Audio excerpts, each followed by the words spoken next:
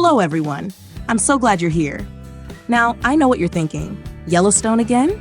Isn't that place super crowded? Like bumper-to-bumper traffic and people everywhere? Well, yes, near the geysers. But today, I want to let you in on a little secret. Just a few steps off the main road, there's a whole different Yellowstone. Today, we're exploring some of the best hiking trails near Mammoth Hot Springs, where you can spend hours in the backcountry without seeing another person, where you might turn a corner and come face to face with a massive bison. Don't worry, I'll tell you exactly what to do. In this video, I'll walk you through everything you need to know to hike Yellowstone safely and happily.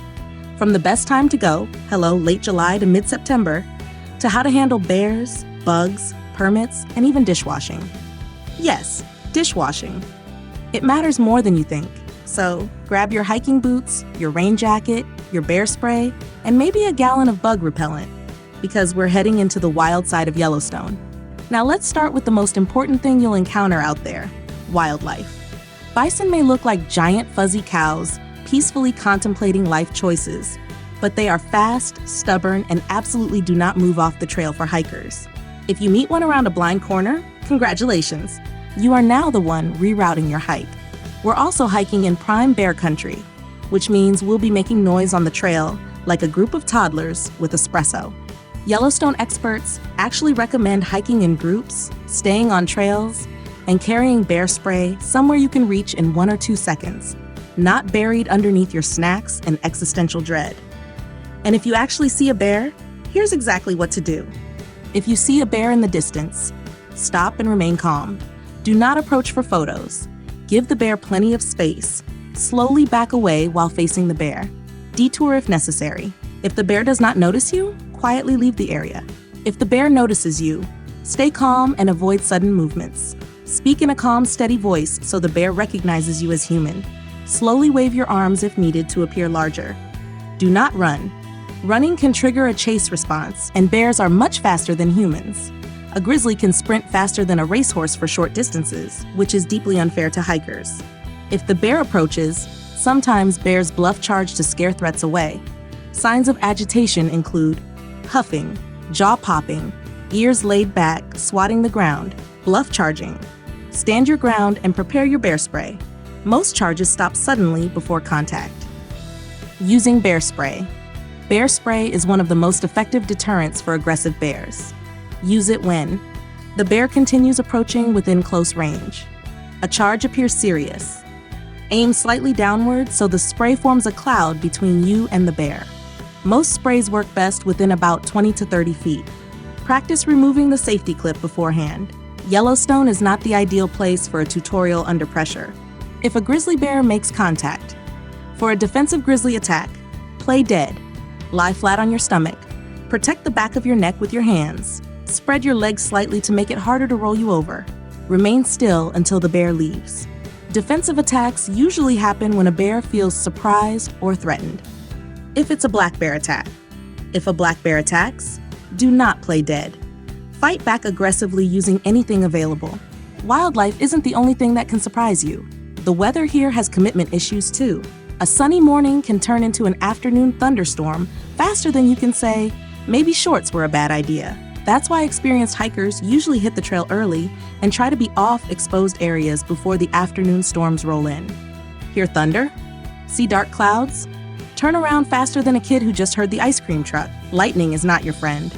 And speaking of things that can ruin a perfect hike, let's talk about the bugs. If you're hiking here in June or July, prepare yourself for the mosquitoes. I'm pretty sure some of them are large enough to qualify for park permits. Bring a net and enough repellent to drown a small village. Or just wait until August, when most of the bloodsuckers die of shame.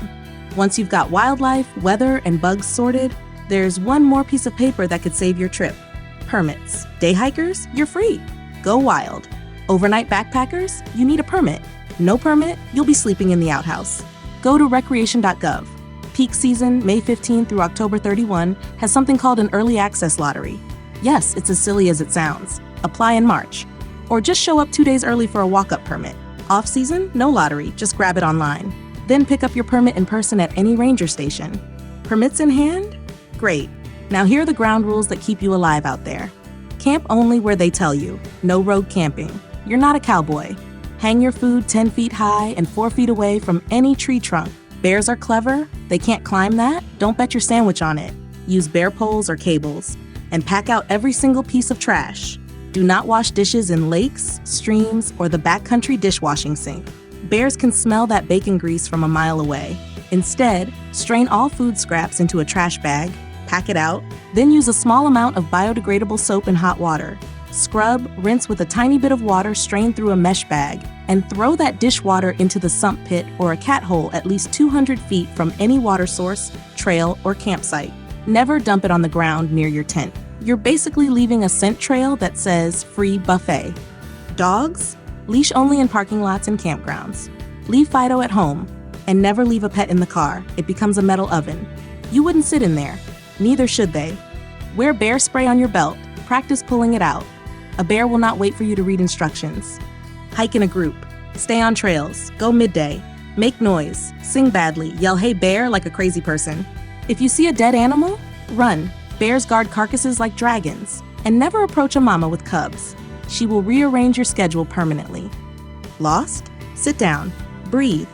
Observe your surroundings. Note your location on a map or GPS, and check your surroundings for trail markers or landmarks.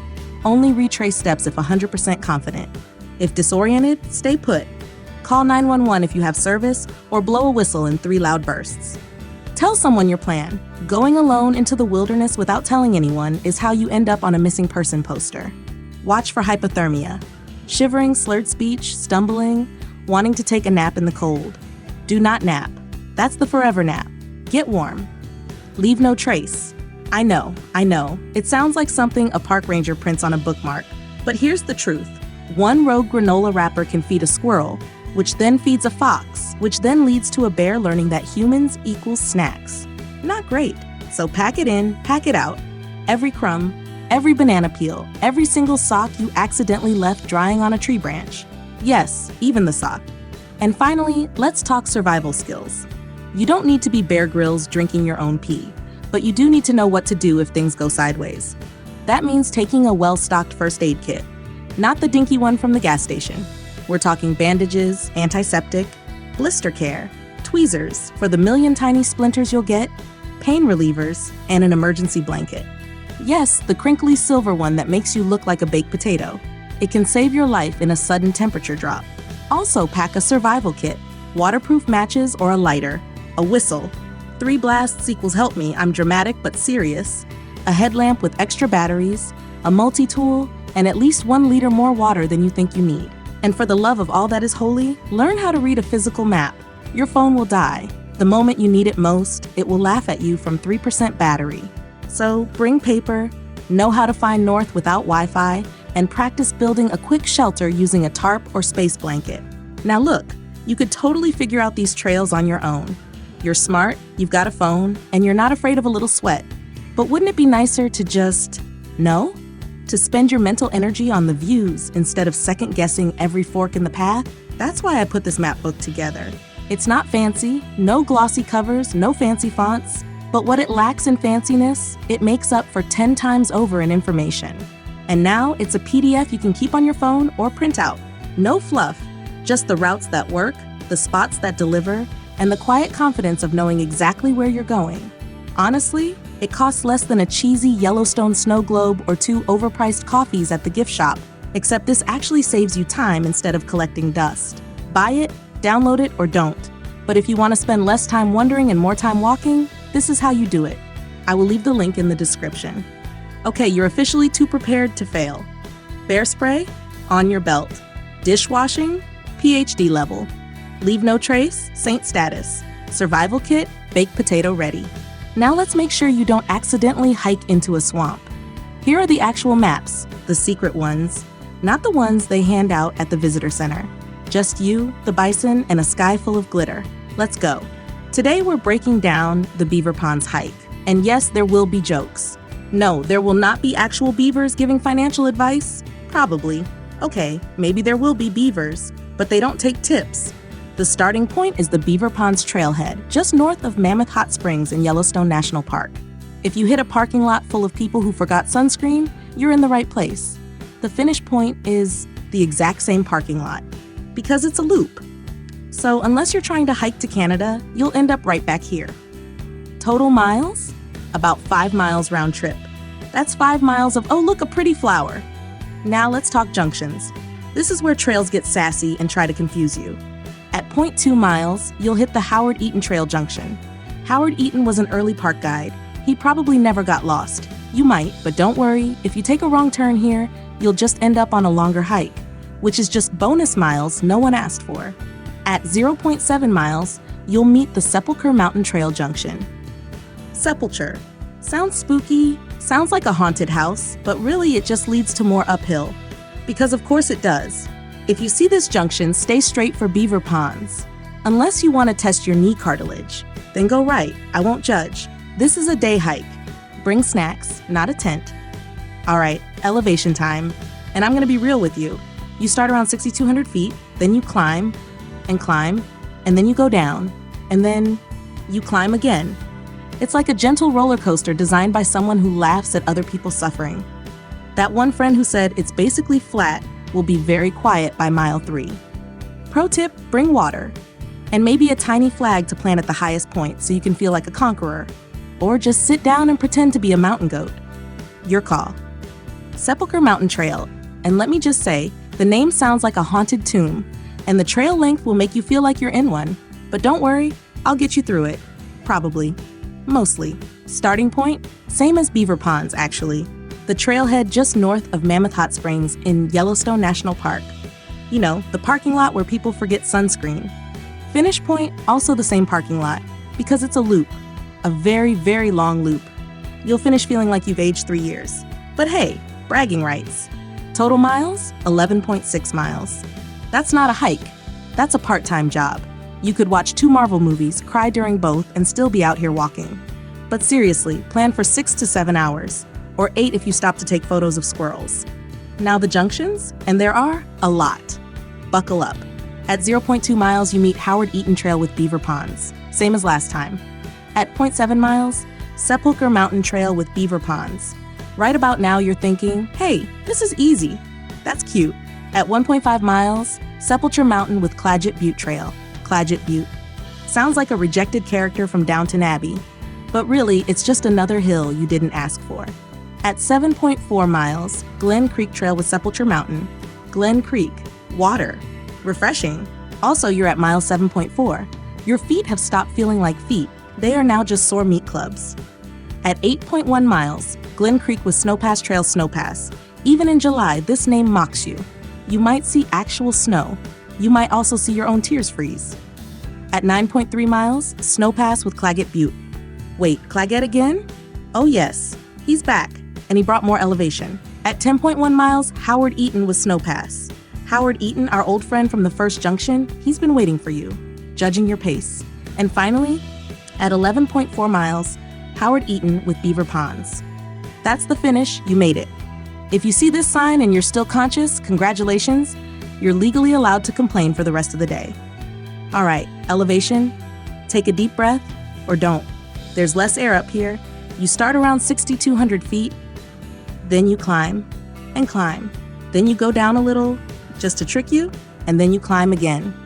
Peak is over 9,600 feet. That's over 3,400 feet of gain. It's like climbing a 340-story building, except there's no elevator and the stairs are made of rocks. The first few miles are a warm-up. Miles 2 through 5, that's the main event. Your quads will send you angry texts. Your lungs will file a formal complaint. Then you hit Snowpass, which ironically has no snow half the year, but does have a lovely view of how far you still have to go. Cruel nature.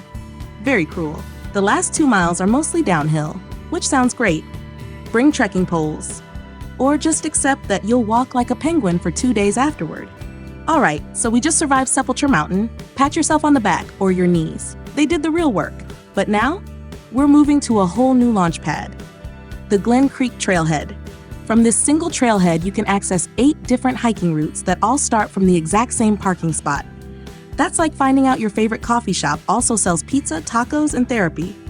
Some short, some stupidly long, some with views, some with regret. But all of them starting right here, Glen Creek Trailhead. First up, the Hoodoos. Hoodoos. No, not voodoo. They're these bizarre rock formations that look like nature forgot to finish sculpting. The trail starts at Glen Creek Trailhead and finish at Sepulcher Mountain Trailhead. That's right, the same trailhead where the Sepulcher Mountain Trail begins. So if you've done that hike, you'll recognize the parking lot. If you haven't, well, now you have a reason to come back. Which means you'll need one very patient friend, or arrange a shuttle. Total miles is 4.2 miles, but because it's not a loop, you won't end up where you started. It's like a one-way conversation with nature. Nature talks, you walk, then you call your friend for a ride. There are 3 junctions on this trail. 3, that's not a lot. At 0.2 miles, Howard Eaton with Glen Creek. Howard is your early hiking buddy. At 2.6 miles, Howard Eaton with Snow Pass. Still there. Still not cold. At 4 miles, Howard Eaton with Beaver Ponds. And here's where it gets interesting. From this junction, if you were doing a loop, you'd turn back toward Glen Creek. But you're not. You're heading past it towards Sepulcher Mountain Trailhead. This is a day hike. Do not pitch a tent. Finish the trail, get in your friend's car, and go eat pizza. All right, elevation profile. You start at 7,266 feet at Glen Creek. Then you go up a tiny bit to the Hoodoos, maybe another 200 feet of climbing. But after that, it's mostly downhill or flat all the way to Sepulcher. That's nothing. Just remember, downhill doesn't mean no effort, but it does mean fewer dramatic gasps for air and more time to enjoy the weird rock spires. So that's the Hoodoos. Would I do it again? Absolutely. It's short, scenic, and you get to feel like you're cheating gravity. Steve agreed to pick me up at Sepulcher. I'm buying him pizza. That's the deal. Back to Glen Creek? Again, this trailhead is starting to feel like a second home. A home with no bathroom and lots of bear warnings. Terrace Mountain, not to be confused with a nice patio where you sip lemonade. This terrace has rocks. Starting point, Glen Creek Trailhead. Finish point, also Glen Creek Trailhead. Because it's a loop. A loop that will test you, but at least it brings you back to your car. No shuttle, no Steve, just you and your regrets. Total miles are 6.8 miles. That's longer than the Hoodoos, shorter than Sepulcher Mountain. Goldilocks would approve. This trail is just right, said no one ever, but close enough. Now junctions at 0.2 miles. Old friend Howard Eaton with Glen Creek. Howard again. He's like a running gag at this point. Hi, Howard. At 2.1 miles. Glen Creek with Fawn Pass. Fawn Pass. Sounds cute? Like baby deer. Spoiler, there are no fawns, just switchbacks. At 2.3 miles. Glen Creek with Snow Pass. Snow Pass. We've seen this name before. Still not cold. Still judging you. At 3.3 miles, Snow Pass with Claggett Butte. Claggett Butte sounds like a law firm.